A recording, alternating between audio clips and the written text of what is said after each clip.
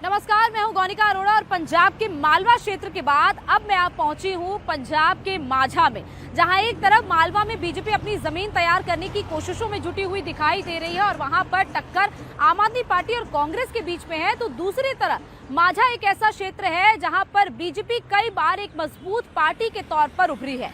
2014 और 2019 के लोकसभा चुनाव में इसी माझा क्षेत्र की गुरदासपुर लोकसभा सीट पर बीजेपी ने जीत हासिल की थी, तो उन्हीं चुनावों के दौरान अमृतसर लोकसभा सीट पर बीजेपी के दो बड़े नेता अरुण जेटली और हरदीप सिंह पुरी चुनाव हार गए थे। ऐसे में इस बार बीजेपी ने फॉर्मर डिप्लोमेट तरनजीत सिंह संधू, जो कि एक सिख नेता है, उनको मैदान में उतारा है। तो देखना होगा कि बीजेपी का ये सिख कार्ड कितना कामयाब होता दिख रहा है। अमृतसर लोकसभा सीट यूं तो हमेशा से कांग्रेस के पास रही है, यहाँ पर ना तो आम आदमी पार्टी और ना ही शिरोमणि अकाली दल ने कभी जीत हासिल की है, लेकिन इस बार क्या बीजेपी संधू के दम पर एक बार फिर से अमृतसर लोकसभा सीट को हासिल कर पाएगी, या फिर गुरजीत सिंह औजला, जो कि कांग्रेस के मौजूदा सांसद भी हैं और उम्मीदवार भी हैं, या फिर वही इस बार अमृतसर लोकसभा सीट को हासिल कर लेंगे। तो देखना होगा कि इस बार माझा की 3 सीटों पर क्या टक्कर है। अमृतसर पाकिस्तान बॉर्डर से सिर्फ 30 किलोमीटर दूर न सिर्फ सामरिक तौर पर महत्वपूर्ण है, बल्कि गोल्डन टेम्पल की वजह से सिखों का एक बहुत बड़ा धार्मिक स्थल भी है। इसीलिए अमृतसर को सिर्फ एक लोकसभा सीट के लिहाज से नहीं देखा जा सकता। इस पूरे इलाके में सबसे महत्वपूर्ण जगह है यहां के बॉर्डर से लगे हुए गांव, जहां से बस कुछ ही दूरी पर पाकिस्तान का बॉर्डर लगता है। मोदी बॉर्डर से लगे हुए इन गांवों को भारत का पहला गांव कहते हैं, इसीलिए इनका माहौल जानना जरूरी है।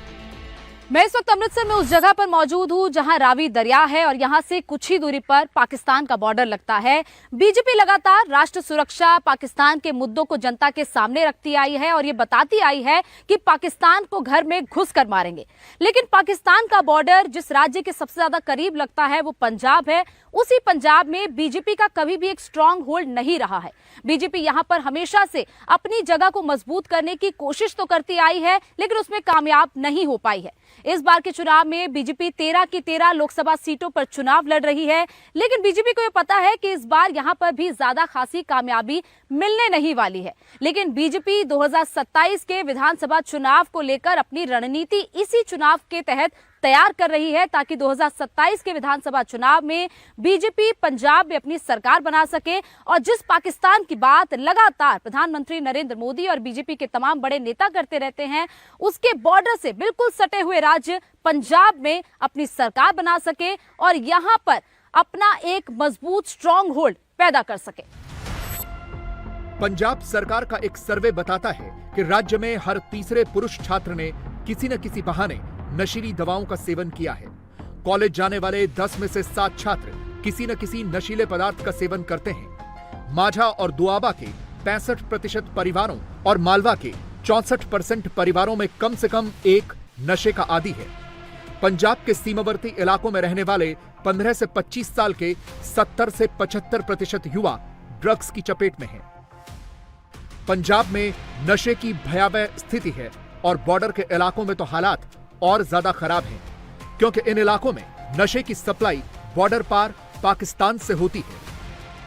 पंजाब के बॉर्डर के गांवों में ऐसी तस्वीरें आम हैं, जहां पाकिस्तान में मौजूद तस्कर ऐसे ड्रोन्स के जरिए पंजाब में ड्रग्स और हथियारों की सप्लाई करते हैं। पाकिस्तान के प्रधानमंत्री का एडवाइजर खुद यह स्वीकार कर रहा है कि उनके इलाके से स्मगलिंग होती है और वहां से 10-10 किलो हेरोइन दूसरी तरफ ड्रोन के जरिए भेजी जाती है। अब यह भी देख लीजिए कि जिस दूसरी तरफ की वो बात कर रहे हैं वो है क्या। जिस इलाके में पाकिस्तानी पीएम के एडवाइजर ये बयान दे रहे थे वो पाकिस्तान का कसूर इलाका है और यहां से भारत का बॉर्डर सिर्फ 15 किलोमीटर दूर है। कसूर पंजाब के खेमकरण और फिरोजपुर के पास है और इतने एरिया को ड्रोन आसानी से कवर कर लेता है, जिसके जरिए ड्रग्स और हथियारों की सप्लाई की जाती है। इस इलाके में बीएसएफ अक्सर ड्रोन्स को पकड़कर हथियार और ड्रग्स बरामद करती रहती है। 2023 में पंजाब बॉर्डर पर कुल 107 ड्रोन पकड़े गए। इन ड्रोन के जरिए भारत भेजी गई 442 किलो हेरोइन जब्त की गई। अलग अलग कैलिबर के 23 हथियार और 500 राउंड की गोलियां भी पकड़ी गईं। आपको जानकर हैरानी होगी कि 2019 से 2021 के दौरान 3 सालों में बीएसएफ ने 1227 किलो ड्रग्स जब्त की। इसी ड्रग्स की वजह से पंजाब के बॉर्डर के गांवों में युवा पीढ़ी बर्बाद हो रही है। हमेशा ये कहा जाता है कि जो बॉर्डर से सटे हुए गांव हैं वहां पर नशा बहुत, जो ड्रग्स है वो बहुत जल्दी पहुंचते हैं और वहां पर सप्लाई जल्दी ज्यादा हो जाती है। कई युवा है कि पंजाब में देखा है कि नशे की समस्या बहुत ज्यादा रही है। लगता है कि किसी सरकार ने इसके प्रति काम किया है? किसी ने भी सरकार ने काम नहीं किया है नशा मुक्त करने के लिए। जो ड्रग्स है वो ऐसे चल रहा है जैसे पहले चलता है, ऐसे चल रहा है। पूरा गांव ਜਿਹੜੇ ਆ ਵੀ ਛੋਟੇ ਜਿਹੜੇ ਬੱਚੇ ਆ ਤਕਰੀਬਨ ਨਸ਼ੇ ਦੀ ਲਪੇਟ ਦੇ ਵਿੱਚ ਆ ਚੁੱਕੇ ਨੇ। ਜਿਹੜੇ ਛੋਟੇ ਬੱਚੇ ਤਕਰੀਬਨ ਜਿਹੜੇ ਵੱਡੇ ਆ ਉਹ ਤਾਂ समझदार ही पहले। जब छोटे बच्चे जो इस गांव तो दूर पढ़ने के लिए जाते हैं वो ऐसे दलदल में फंस जाते हैं। ऐसे दलदल में फंस जाते हैं कि उस दलदल से निकालने के वायदे पार्टियां करती हैं। सर, आपका क्या नाम है? मेरा नाम कुलदीप सिंह। कुलदीप जी, भगवंत मान ने ये कहा कि हमें पता है कि नशा कहाँ से आता है और कहाँ जाता है, ये पता है, लेकिन वो रुका है? पिछले 2 साल में हुआ है? नहीं रुका। अभी भी क्या इस गांव में ये समस्या है या आसपास के गांव में है नशे की समस्या? सब नशे की बहुत समस्या आई। जड़ी भी सरकार आती है ना, कोई नशे की पहले आंदे यही खत्म करांगे, पर किसी ने खत्म नहीं किया। कोई भी नशा बंद नहीं होया, सब लोग डूबे पए ने। पंजाब में ड्रग्स तस्करों और नशे के सौदागरों का नेक्सस बहुत बड़ा है। इसमें कनाडा में बैठे खालिस्तानी तस्कर भी शामिल हैं, जो पाकिस्तान की खुफिया एजेंसी आईएसआई की मदद से हथियार और ड्रग्स की स्मगलिंग करते हैं। आईएसआई इस पूरे ड्रोन नेक्सस को ऑपरेट करती है। कहा जाता है कि आईएसआई ने भारत से लगी सीमा पर 6 ड्रोन सेंटर बनाए हैं। अब पाकिस्तान बॉर्डर से लगे गांव के लोगों को लगता है कि मोदी ही ये समस्या ठीक कर सकते हैं। यहां नशा बंद करने के लिए यूपी के योगी मॉडल की भी चर्चा होने लगी है। कालू सिंह जी, ये बताइए कि यहाँ पे से नशे की समस्या बहुत ज्यादा है। कई युवा है जो नशे में खराब हो गए, कई ऐसे हैं परिवार उजड़ गए हैं। कौन सी ऐसी पार्टी, आपने अकाली दल का राज देख लिया, आपने कांग्रेस देख लिया, आपने आम आदमी पार्टी भी देख ली, तो आपको लगा इन तीनों में से किसी ने नशे के खिलाफ काम किया है? नहीं जी, नहीं। कौन करेगा? मोदी करेगा जी। क्यों लगता है मोदी करेगा? मोदी जी विश्वास है। हाँ करेगा। जो योगी ने किया ना यूपी में, वो है पंजाब में। क्या बोला योगी ने? यूपी ने देखो, जो नशा है, जो गैंगस्टर है, सारा यूपी में बंद कर दिया ना, कर दिया ना। योगी वहाँ यूपी में जो बोल रहे हैं वो यहाँ पंजाब में करेंगे। हम करेंगे, जरूर करेंगे, जिता के मोदी को करेंगे। तो जो किसान बोल रहा है ना, वे किसान बोल रहा वा, धरने ला रहा, किसान इधर आए, साड़ी गरीब जनता को खाना दे, कणक चोना दे, सीजन के सीजन दे, ट्राले लेके दे। फिर क्या काम करते हैं? अपने गाड़ी चलाते हैं, गाड़ी चलाते हैं। जो किसान आंदे आ, धरना लांदे आ, जो कुछ करते आ, साड़ी गरीब को आन के झोना कणक दे, ट्रालियां ना लो, अब किसाना मगर लग जाने आ। बीजेपी के अमृतसर के प्रत्याशी पूर्व डिप्लोमेट तरनजीत सिंह संधू का पंजाब को नशे की चपेट से निकालने का अलग ही प्लान है। यहाँ पे आप पूछिए नशे बढ़े हैं कि नहीं, इसका मतलब कि कोई ना कोई बीच में इन्वॉल्व है। और ये तो बहुत, देखिए पुलिस तो इनकी है, तो क्यों नहीं रोक पाते हैं? इसका मतलब ये जो मिलावट है इसको रोकना पड़ेगा। आपने पूछा बॉर्डर का, अब टेक्नोलॉजी बढ़ गई है, ये टेक्नोलॉजी को भी यूज करना पड़ेगा। आपको पता है लेजर से ड्रोन शूट हो जाता है, तो वो भी एक तरीका है। लेकिन सबसे जरूरी बात यह है रिहैबिलिटेशन पे क्या किया इन्होंने। जो गोलियां ब्लैक में मिलती हैं वो गलत है। हम एक रिहैबिलिटेशन का पैकेज बनाएंगे। इस इलाके में अमृतसर में दुनिया का सबसे बढ़िया अस्पताल बनाएंगे और जो 2 दवाइयाँ अमेरिका में सक्सेसफुल हैं वो हमारा जो भाईचारा अमेरिका में है वो उसको खरीद के ऑलरेडी भेज रहा है। तो बच्चों को ठीक भी करवाएंगे। और एक तीसरा तरीका जो बहुत जरूरी है, उनके लिए रोजगार। लेकिन संधू साहब का यह प्लान तब कामयाब हो पाएगा जब वो अमृतसर के सांसद बनेंगे, क्योंकि फिलहाल तो ऐसा लग रहा है कि उनके सांसद बनने की राह में रोड़े बहुत हैं। अमृतसर सीट पर बीजेपी को पिछले 15 सालों से जीत का इंतजार है। 2004 और 2009 दोनों बार बीजेपी से नवजोत सिंह सिद्धू जीते। 2014 में अमृतसर से बीजेपी के टिकट पर अरुण जेटली लड़े, उन्हें कैप्टन अमरिंदर सिंह के हाथों हार मिली। फिर 2019 में केंद्रीय मंत्री हरदीप सिंह पुरी लड़े, उन्हें भी कांग्रेस के गुरजीत सिंह औजला से हार मिली। अब 2024 में फिर से कांग्रेस की तरफ से गुरजीत सिंह औजला हैं और बीजेपी ने पूर्व डिप्लोमेट तरनजीत सिंह संधू को उतारा है। माझा क्षेत्र की अमृतसर संसदीय सीट को लेकर यह कहा जाता है कि जिस भी पार्टी का सांसद यहां से जीतता है उस पार्टी की सरकार केंद्र में सत्तासीन नहीं होती। 1999 में यहां से कांग्रेस के सांसद बने, लेकिन केंद्र में वाजपेयी के नेतृत्व में भाजपा की सरकार बनी। वहीं 2004 और 2009 में यहां पे भाजपा की टिकट से नवजोत सिंह सिद्धू चुनाव जीते, लेकिन केंद्र में कांग्रेस की सरकार बनी। और 2014 और 2019 में भाजपा के दो बड़े नेता यहां से हारे, यहां से कांग्रेस के सांसद बने और केंद्र में भाजपा की सरकार बनी। ऐसे में देखना होगा कि इस बार ये ट्रेंड टूटेगा या फिर इसी ट्रेंड से अमृतसर की जनता वोट देगी। फिलहाल तो अमृतसर के ग्रामीण इलाकों का माहौल देखकर ऐसा लगता नहीं कि ये ट्रेंड टूट पाएगा। ये भले ही पंजाब के माझा का इलाका हो, लेकिन ग्रामीण इलाकों में बीजेपी को लेकर नाराजगी बहुत ज्यादा है। ਸਰਕਾਰਾਂ ਦੇ ਵਿੱਚ ਕੋਈ ਰੋਲ ਨਹੀਂ ਹੁੰਦਾ ਵੀ ਇਹਨਾਂ ਦੀ ਕੋਈ ਸਾਰ ਲੈਣੀ ਆ 5 ਸਾਲ ਵੋਟਾਂ ਲੈ ਲੈਂਦੇ ਫਿਰ ਬਾਅਦ ਚ ਕੋਈ ਸਾਰ ਨਹੀਂ ਦਿੰਦਾ ਭਾਵੇਂ ਮੋਦੀ ਸਰਕਾਰ ਜਾਂ ਕੋਈ ਵੀ ਹੈ ਤੇ ਕੋਈ ਨੌਕਰੀ ਨਹੀਂ ਕੋਈ ਪੇਸ਼ਾ ਨਹੀਂ ਬਸ ਲੋਕ ਆਪਣੇ ਆਪ ਦੇ ਉੱਤੇ ਨਿਰਭਰ ਆ ਕੋਈ ਕੰਮ ਕਰ ਲੈਣਗੇ ਤੇ ਰੋਟੀ ਖਾ ਲੈਣਗੇ ਸ਼ਾਮ किसी को तो जिताना होता है ना, किसी को तो वोट देना। जिताना तो है जितते आ रहे पहले से भी 70 साल हो गया जितती जाएंगे पर वो लोगों को तो फायदा तद है कोई नौकरी मिले। 70 साल में हुआ था कुछ? मोदी कहते 70 साल में कुछ नहीं किया, हमने किया 10 साल में। नहीं 10 साल में पहले भी करती रही सरकार जब आई कांग्रेस सरकार पहले लोगों गरीबों को कमरे टट जाते ही ਜਾਂ ਕੋਈ ਨਿੱਕੀ ਮੋਟੀ ਗ੍ਰਾਂਟ ਜੋ ਵੀ ਆ ਲੋਕਾਂ ਦਾ ਉਤਸ਼ਾਹ ਵਧਾਉਣ ਵਾਸਤੇ ਲੋਕਾਂ ਨੂੰ ਕੰਮ ਕਾਰੋਬਾਰ ਵਾਸਤੇ ਜਾਂ ਲੋਕਾਂ ਨੂੰ ਸਹਾਇਤਾ ਕਰਨ ਮਾਲੀ ਸਹਾਇਤਾ ਵਾਸਤੇ ਥੋੜਾ ਦਿੰਦੀ ਰਹੀ ਹੈ ਸਰਕਾਰ ਸ਼ੁਰੂ ਤੇ ਇਹ ਨਹੀਂ ਹੁਣ ਤੇ ਜਿਹੜੀ ਸਰਕਾਰ ਆਉਂਦੀ ਉਹਦੇ ਪਹਿਲੇ 7 ਸਾਲ ਕੁਝ ਹੋਇਆ ਨਹੀਂ सब कुछ होता नहीं था जे हुण करन रहे तो पहले भी हुंदा रहा तो इस तक आप पहुंचे हैं। प्रधानमंत्री वही रहना चाहिए मोदी या फिर बदलने चाहिए? नहीं बदलना चाहिए हुण कौन बनना चाहिए?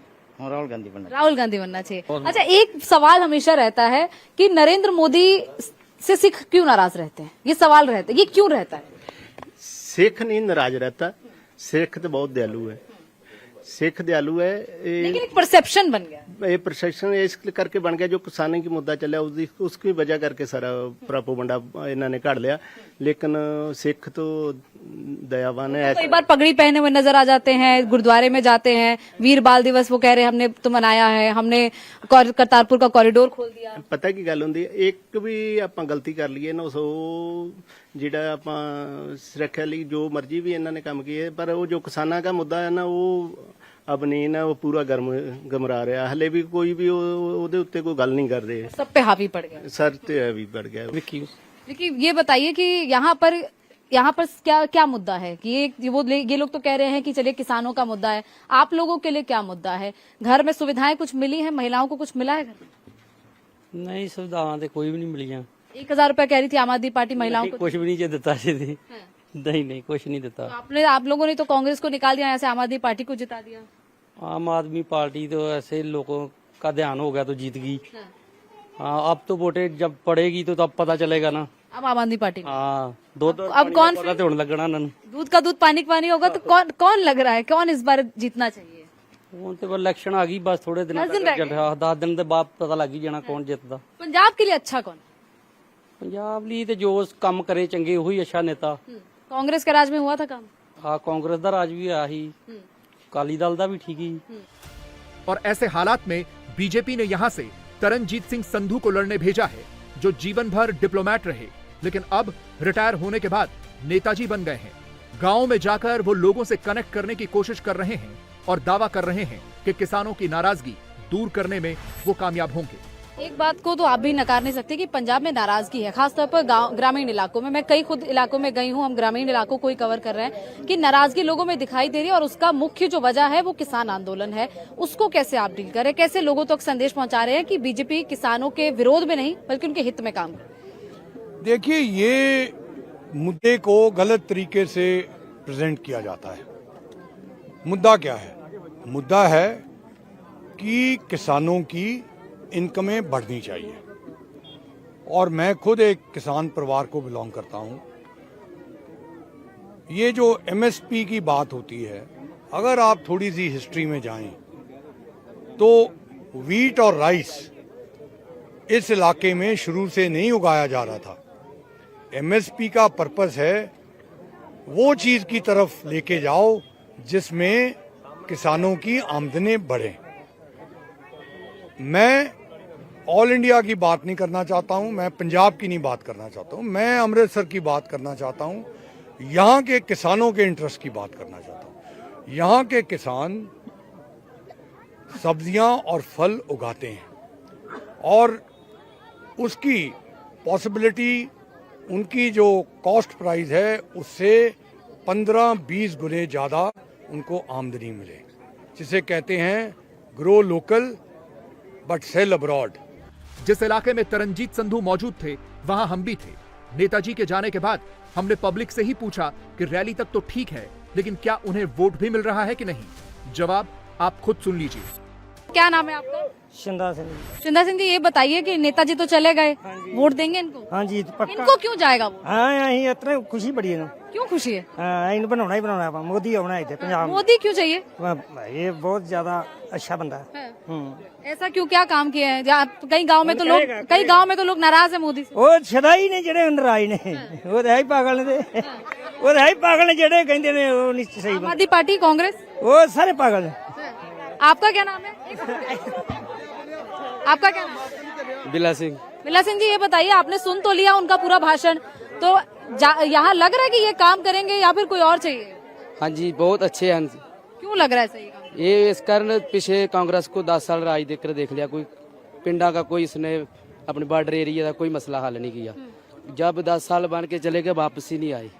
पर इस बार सानू पूरा विश्वास है कि आप जितने भी बॉर्डर एरिया के लोग हैं अब भाजपा को वोट देंगे। मोदी जी बहुत अच्छा काम कर रहे हैं। क्या काम ऐसे किया मोदी ने, आपको क्या लगता अच्छा किया। क्या काम? वो भी दे रहा है, जो राशन है वो राशन मिलता है? आता तो जरूर है, लेकिन जो इसके आगू कार है आम आदमी के, जो कांग्रेस है कोई देता नहीं है जिनका है। आपको लगता है इसलिए बीजेपी को लाएंगे ताकि जो वहाँ से आ रहा है वो सीधा यहाँ? हाँ जी, हाँ जी, हाँ जी। आपका सर क्या नाम है?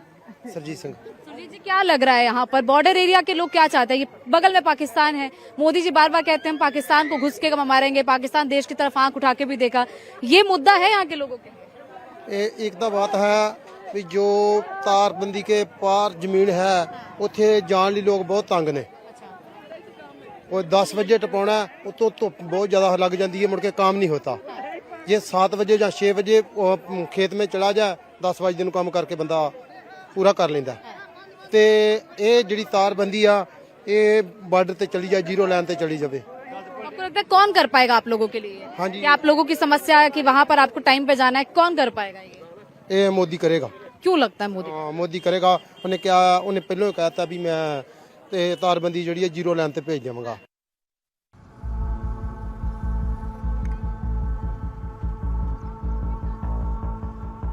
पंजाब के किसान मोदी से किसान आंदोलन के बाद से नाराज चल रहे हैं और ये नाराजगी पिछले 4 सालों से खत्म होने के बजाय और ज्यादा बढ़ गई है। और इसकी एक वजह है वो कृषि कानून जो मोदी सरकार लेकर आई थी। उनका सार यह था कि किसानों को पारंपरिक खेती के तरीकों से निकालकर उन्हें नकदी फसल की तरफ ले जाना। उस वक्त भले ही पूरे पंजाब में इन कानूनों का विरोध हुआ हो, लेकिन अमृतसर के इस इलाके में वही हो रहा है जो मोदी चाहते थे।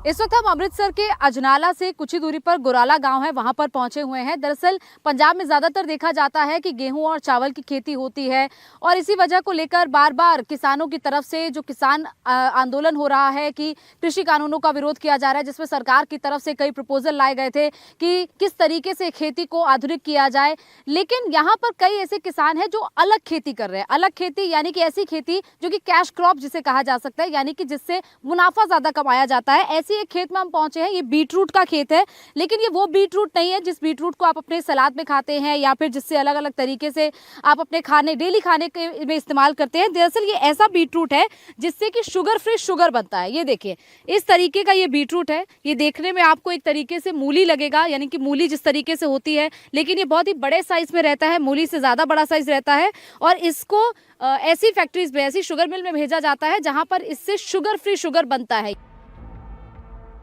यहां भी कैश क्रॉप के तौर पर खेती हो रही है।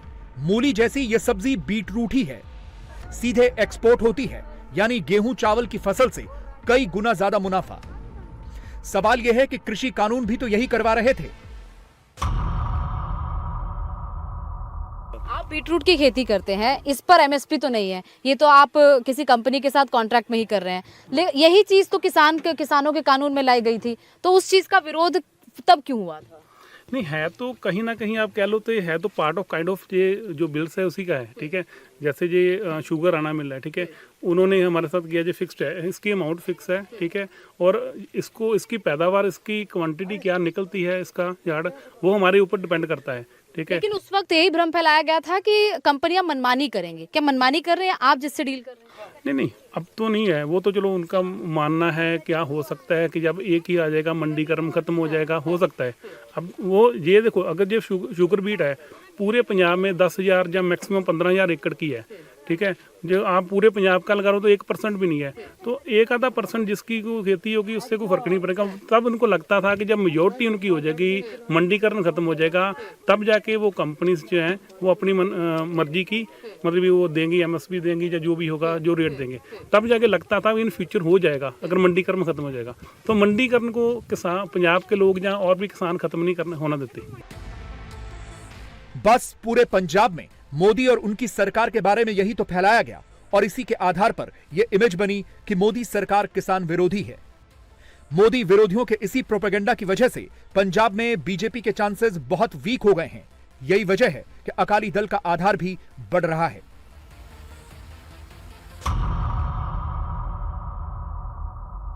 इस बार लोग चाह रहे हैं कि क्षेत्रीय पार्टी है ना, उसको प्रेफर कर रहे हैं। क्षेत्रीय पार्टी यानी अकाली दल? जी आप लोग देख चुके हैं सभी पार्टी को। अब लोग चाहते हैं कि पंजाब में फिर से श्रोमणी अकाली दल आए। लेकिन शिरोमणि अकाली दल पहले तो बीजेपी के साथ लड़ती आई है, अब इस बार बीजेपी से अलग होकर लड़ रही है। आपको लगा कि वो आधार बचा है अकाली दल का यहाँ पे? नहीं, वो एक्चुअल में लोगों को गांव में जाके पूछो तो आधार बचा है, क्योंकि जो पॉलिसीज लेके आए थे, जो लोगों के लिए फैसिलिटीज लेके आए थे, जैसे देख सकते हैं आप गाँव में मोटरें हैं, MSP भी मिली है, मंडीकरण मिला है, सड़कें मिली है, तो वो अकाली दल ही लेके आया। पंजाब के माझा क्षेत्र में इस बार चुनाव को लेकर फाइट बेहद दिलचस्प है। जहां एक तरफ अमृतसर में कांग्रेस अपना गढ़ बचाने की कोशिशों में जुटी हुई है, वहीं दूसरी तरफ गुरदासपुर में बीजेपी अपनी 10 साल की सीट को बचाने में लगी हुई है। लेकिन इस बार खडूर साहब का चुनाव भी बेहद दिलचस्प है, क्योंकि अमृतपाल की एंट्री से अब फाइट बहुकोणीय हो गई है। ऐसे में देखना होगा कि इस बार माझा क्षेत्र में आखिर कौन सी पार्टी बाजी मारती है। फिलहाल यहाँ के लिए इतना ही। अब चलेंगे अपनी अगली मंजिल की ओर और जानेंगे कि वहाँ के लोगों के दिल में क्या है।